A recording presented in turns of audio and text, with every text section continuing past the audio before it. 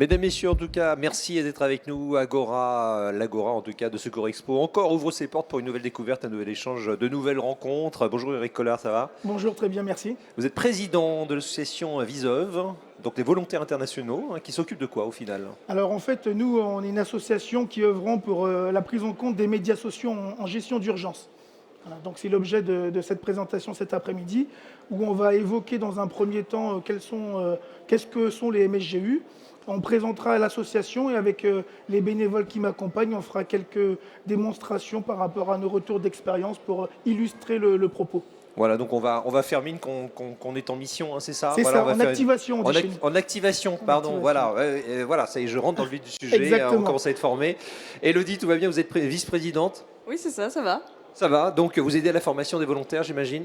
Alors, à la formation des volontaires et aussi à l'encadrement des équipes quand on fait l'activation, j'expliquerai tout ça tout à l'heure. Bon, ben, ça marche. Eric, on va présenter peut-être l'équipe.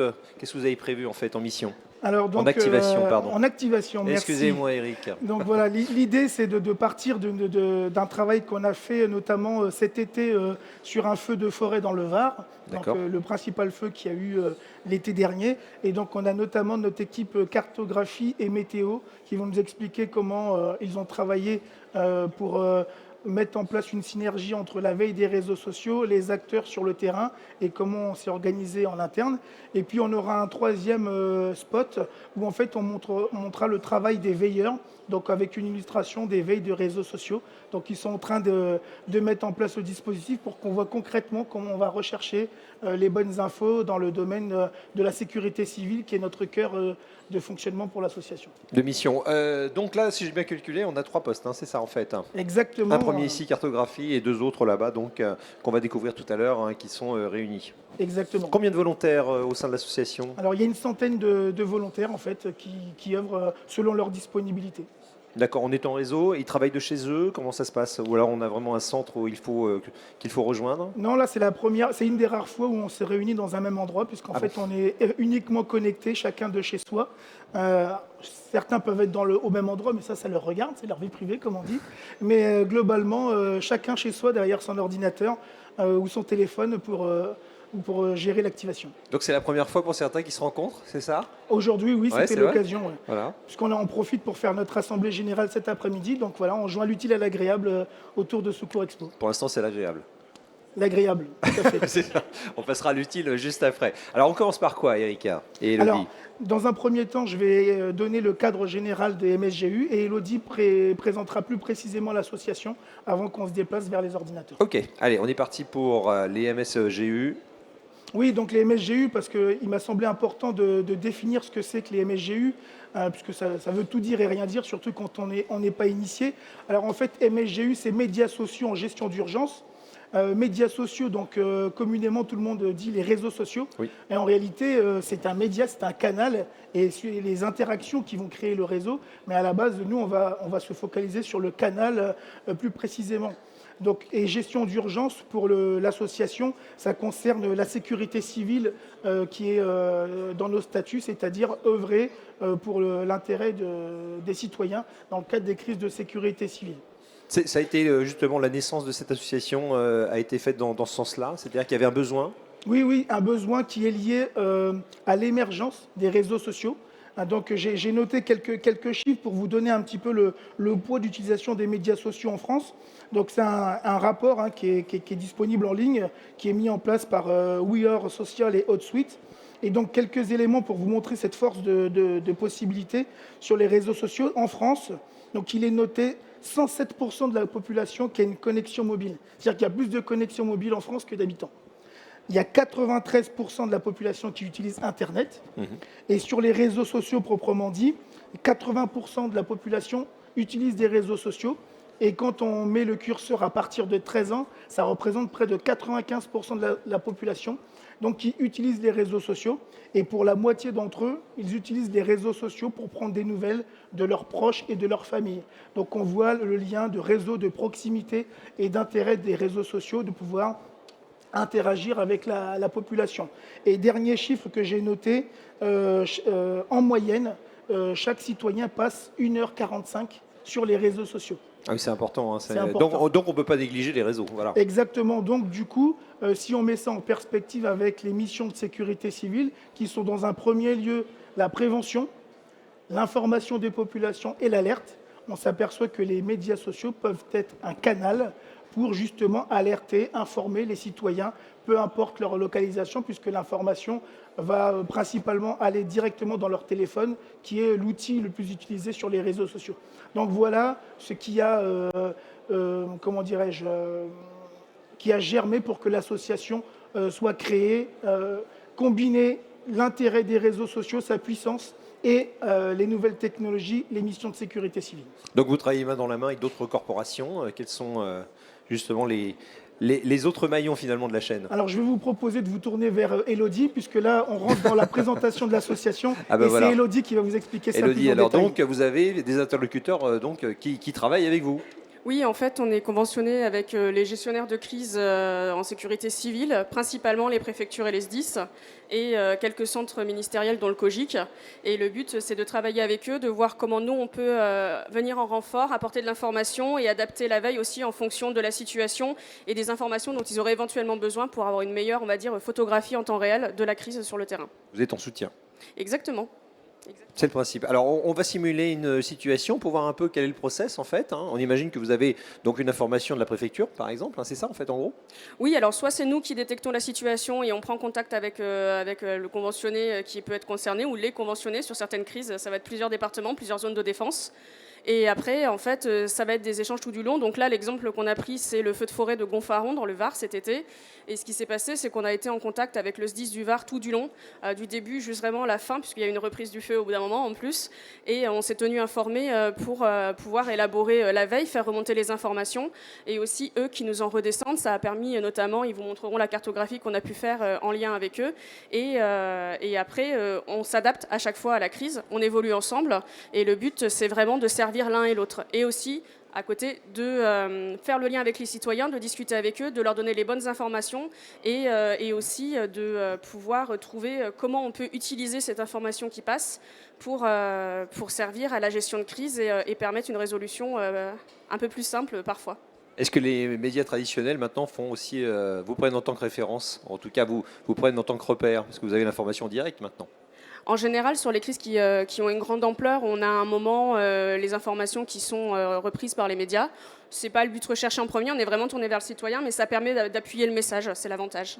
Alors, on va voir donc justement la cartographie. On a le poste cartographie ici. On a 3 volontaires qui sont avec nous. Alors, Julie est trésorière, c'est ça, à l'association. Voilà, donc c'est elle qui va gérer les finances, hein, pour le coup. Et elle a donc avec elle 2 volontaires. Alors, avant de passer à la cartographie, il y a un premier maillon qui est le team leader, qui est le chef d'équipe. C'est lui qui sera le lien avec le gestionnaire et c'est lui qui va avoir l'œil sur tout ce qui se veille, ce qui se passe et qui va donner les informations et les rediriger. Et du coup, faire le lien avec la cartographie pour donner les informations qui se donnent directement par téléphone avec typiquement la LEUS 10. Et du coup, Julie qui est à la météo et Donna et Kevin qui sont à la cartographie vont après réinterpréter ce qu'on leur donne pour et faire de la donnée. D'accord, alors donc on en est... Oui, Eric, Oui, allez-y, hein, intervenez quand vous voulez. effectivement, c'est l'intérêt de suivre cette chronologie, c'est que la veille des réseaux sociaux en soi, ça n'a pas d'intérêt s'il n'y a pas une stratégie qui est élaborée derrière.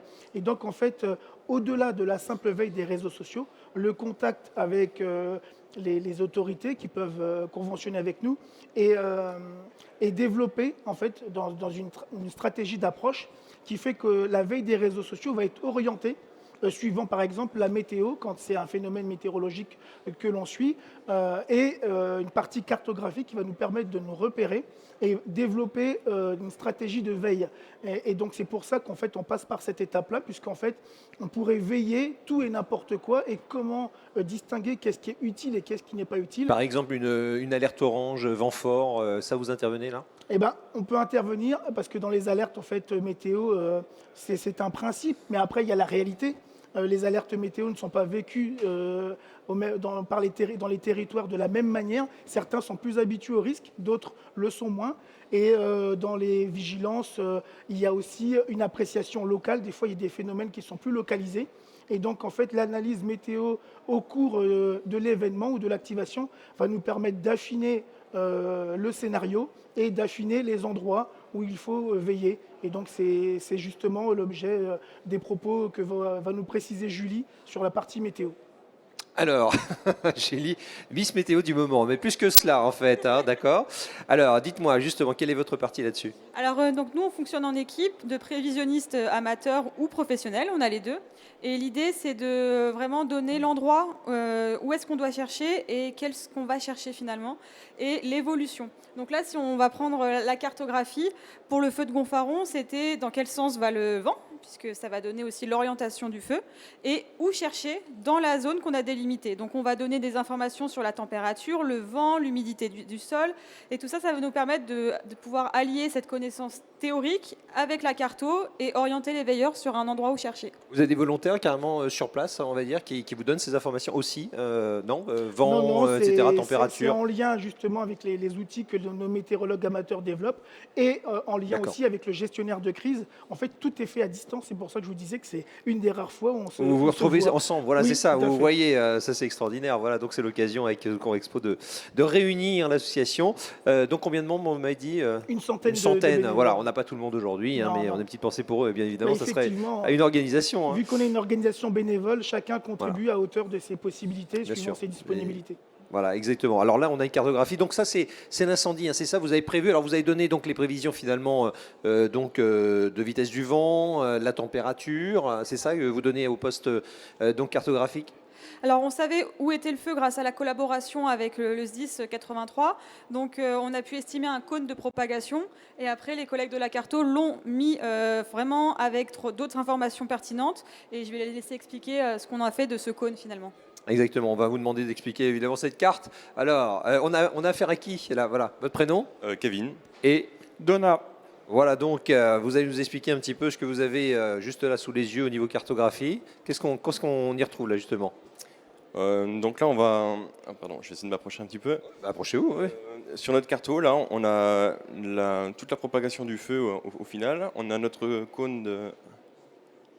Voilà, on a notre cône de propagation là en jaune. Ensuite, on avait marqué avec deux différents pointeurs donc les lieux de rassemblement et d'évacuation. Qu'est-ce qu'on a également? On a les routes avec pour estimer le sens. Remonte voir un petit peu, s'il te plaît. Voilà, donc là on voit bien que cette route qui est au nord, là, on est pile poil dans le cône de propagation du feu. On avait pris tous les campings, et ce qui nous permet aussi de remonter les différents points à remonter au niveau du risque. Ça veut dire que vous les prévenez, hein, c'est ça? Les campings, les organismes en fait gérant l'autoroute, par exemple. Alors nous, on ne les prévient pas, mais par exemple, ça va nous servir à organiser la veille.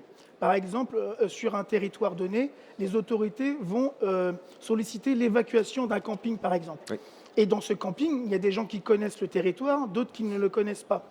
Et donc, avec la veille des réseaux sociaux, on va essayer d'aller vérifier dans cette zone si des questions se posent.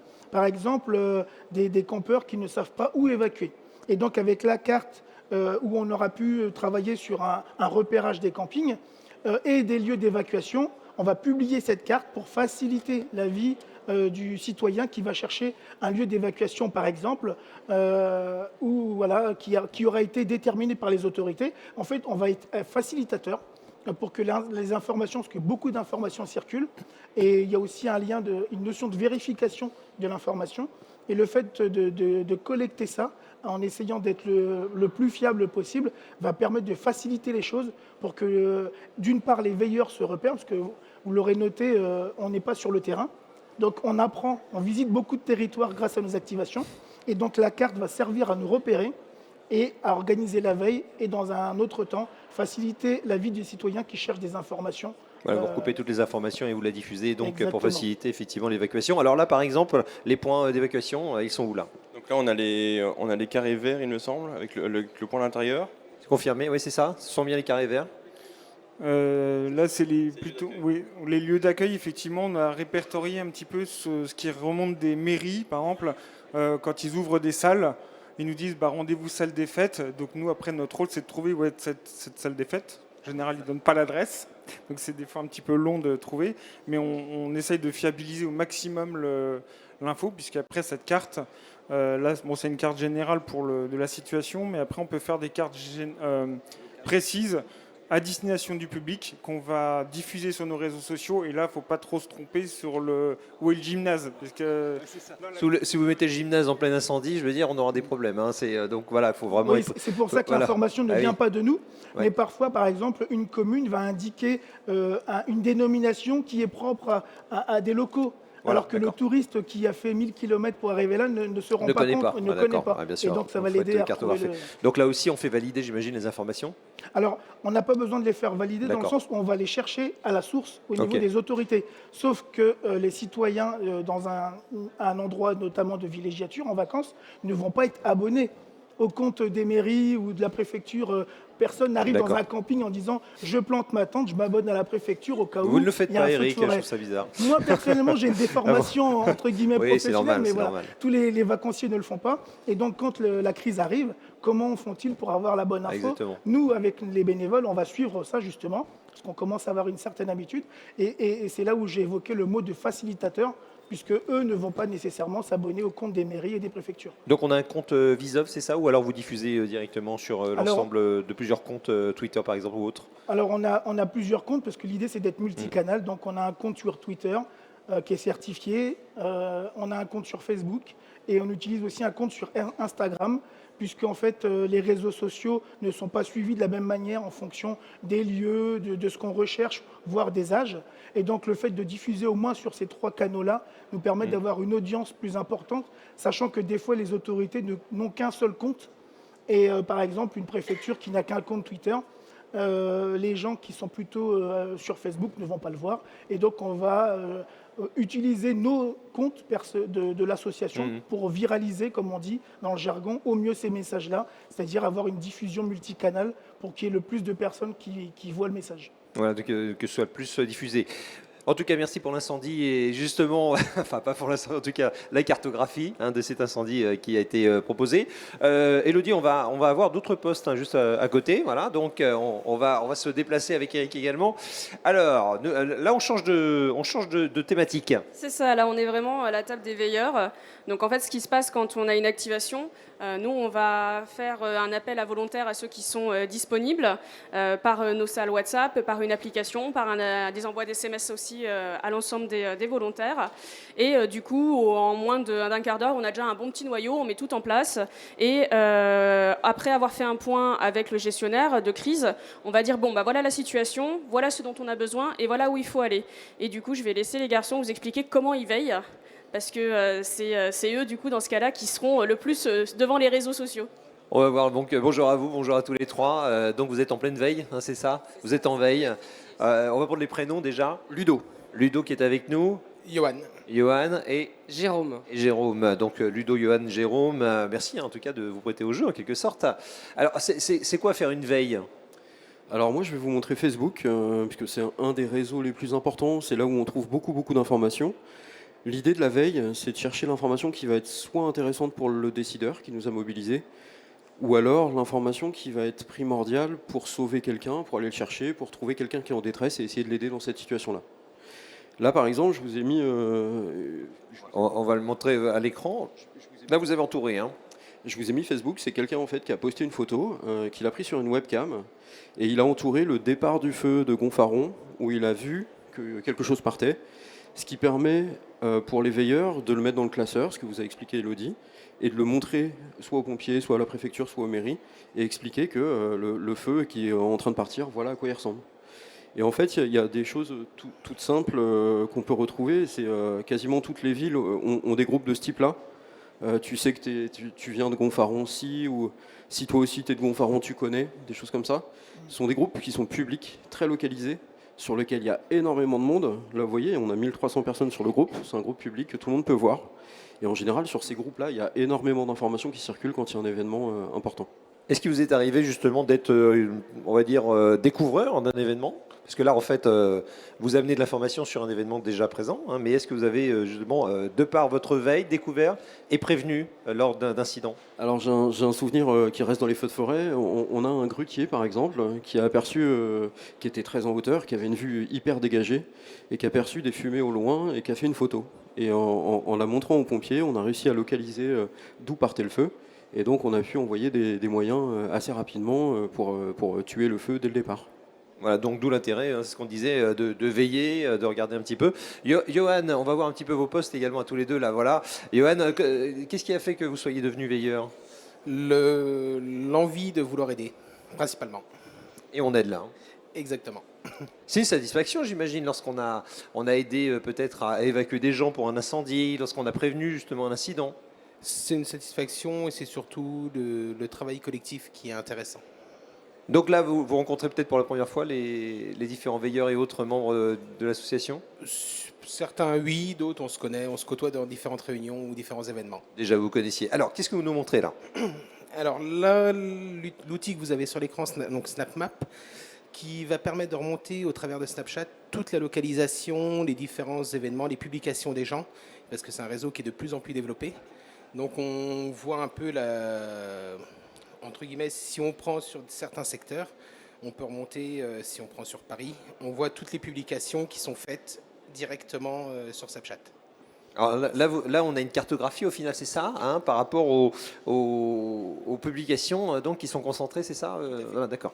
Tout à fait, oui. Oui, si on peut préciser les choses, Oui, Eric. c'est que en fait cette carte, c'est pas une carte qui est réalisée par Visov, contrairement à la carte D'accord, précédente. ce qu'on avait Ça, vu. c'est une carte qui est fournie par l'éditeur. Snapchat, En fait, oui. et donc en fait, les personnes qui autorisent Snapchat à localiser leurs posts les mettent dans une carte. Et en fait, il suffit juste de connaître ce lien existant qui est grand public en fait.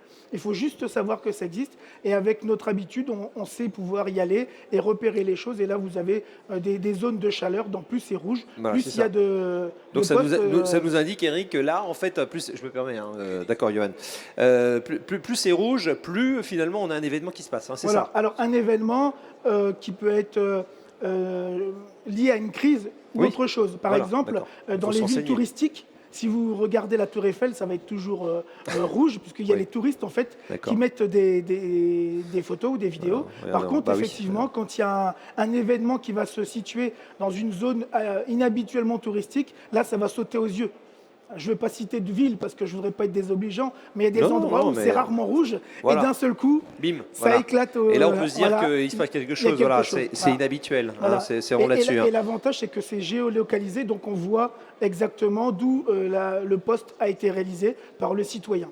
On va s'intéresser à ce poste donc là on est passé de Facebook à Snapchat, hein, c'est ça. J'imagine que chaque veilleur passe au niveau réseau de l'un à l'autre, enfin des réseaux aux autres hein, en fait. En général, oui, on bascule de l'un à l'autre, sauf sur les gros événements, on peut se focaliser sur certains réseaux. Alors là ce poste, qu'est-ce que vous veillez à quoi alors? Au grain déjà, mais à quoi? Alors, au fait, pour juste rebondir sur votre question précédente, au fait, c'est le team leader qui va orienter nos recherches en termes de veilleurs. C'est-à-dire que c'est un vrai échange entre le besoin et nous, ce que l'on peut réaliser ou pas. En l'occurrence, j'ai reçu la demande de veiller Twitter, qui est un des réseaux sociaux majeurs également aujourd'hui. Mais on s'adapte à tous les réseaux sociaux. Et donc, au fait, ma mission va être de remonter, soit sur un périmètre donné, soit en veille plus large, des signaux, ce soit des gens en difficulté ou des demandes particulières liées aussi, on parle beaucoup de secours à personne, mais aussi sur le feu de Gonfaron, on a aussi eu beaucoup de demandes pour des chevaux, pour des mises en sécurité d'animaux et d'élevage. Et donc nous, c'est de compiler ce genre de choses et de pouvoir les remonter rapidement à notre team leader qui lui va ensuite trier et traiter ça de son côté. Voilà, il va encore analyser, évidemment, faire un nouveau filtre hein, finalement pour avoir une information qui sera diffusée. Donc là, on vous a demandé en fait sur l'incendie de Gonfaron, on vous a demandé donc de veiller sur Twitter. Et là, vous avez des informations. Par exemple, alors bon, là on est remonté un petit peu en amont, donc c'est un petit peu compliqué de vous montrer, mais c'est une démo. Mais par exemple, c'est pour vous montrer que par exemple, on a des gens qui sont aussi inquiets, qui posent des questions sur les réseaux sociaux et qui ont besoin d'être rassurés, et donc c'est notre mission de prendre cette information, de la remonter à notre team leader et ensuite que l'autorité puisse répondre à ces personnes, voilà, avec une réponse vérifiée. Voilà. On va vérifier et donc il répond aux doléances en fait à des personnes qui seraient sur Twitter. Oui, Oui, les autres exactement. réseaux. Par exemple, plusieurs citoyens vont poser la question de savoir s'il faut évacuer ou s'il faut rester confiné et où aller. Nous, de notre point de vue, on n'est pas capable de répondre puisqu'on fait juste une veille des réseaux sociaux. Par contre, on va remonter cette information-là à l'autorité Et ce qui s'est passé en réalité dans cette activation-là, c'est qu'il y a eu un message officiel des autorités qui ont rappelé quelles sont les bonnes pratiques, quels sont les conseils à faire. Par exemple, n'évacuer que sur l'ordre des pompiers sur place pour ne pas que les gens s'aventurent sur des routes qui peuvent être piégeuses la nuit, par exemple. C'est ça, et qu'il Et n'y ait pas de donc, bouchon nous, non on plus, ne sait j'imagine. pas, Hein. voilà. Donc, nous, on va faire remonter cette info pour éventuellement orienter la communication de l'autorité suite à des questions qui sont posées via les réseaux sociaux. Eric, et quels sont les projets de Visov alors? Alors, les Vers, projets, c'est des choses qu'on va évoquer en conseil l'Assemblée, d'administration voilà, et en assemblée générale cet bien après-midi. sûr. Mais globalement, c'est encore Il y a des mieux des structurer grandes lignes. Ouais. l'association. Pourquoi D'accord. pas devenir une association agréée de sécurité civile? Ça sera le débat cet après-midi, puisqu'on a déjà un fonctionnement Bah oui. qui s'y prête. Et peut-être aller plus loin encore dans la structuration avec les administrations avec qui on travaille. Et puis, on aura sûrement aussi des sujets d'innovation, puisqu'en fait, les réseaux sociaux, c'est quelque chose qui est en perpétuelle évolution, la technologie aussi. Donc, on a fait un premier pas en créant cette association pour s'emparer de ce sujet. Mais quel va être le sujet de demain et d'après-demain pour justement ne pas avoir un retard technologique et d'être toujours en avance ou au moins à bon niveau par rapport aux outils qui existent et aussi, surtout, prendre en compte la réalité des usages et des questionnements des citoyens. C'est l'intérêt majeur de l'association, Bah, c'est toujours de être, s'intéresser aux citoyens en premier lieu. C'est votre priorité, bien sûr, et toujours être réactif pour aider son prochain. Eh bien, écoutez, c'est parfait. En tout cas, mesdames, messieurs, pour récompenser la venue et leur témoignage, on va les applaudir. Merci à toute l'équipe Visov. Association, je le rappelle, donc, qui finalement va prévenir pour vous aider, hein, je le rappelle, sur le terrain, une nouvelle fois en termes d'information. Merci à tous d'avoir participé à ce témoignage et à la présentation de votre association. Longue vie à elle. Donc, et puis, merci encore de vous être déplacés du côté de l'Île-de-France pour se réunir. Et puis, n'hésitez pas à passer notre bonjour à l'autre centaine donc, de membres de l'association Visov. Merci à vous. À bientôt. Dans quelques instants, un nouveau rendez-vous, bien sûr, sur l'Agora pour ce salon Secours Expo 2022.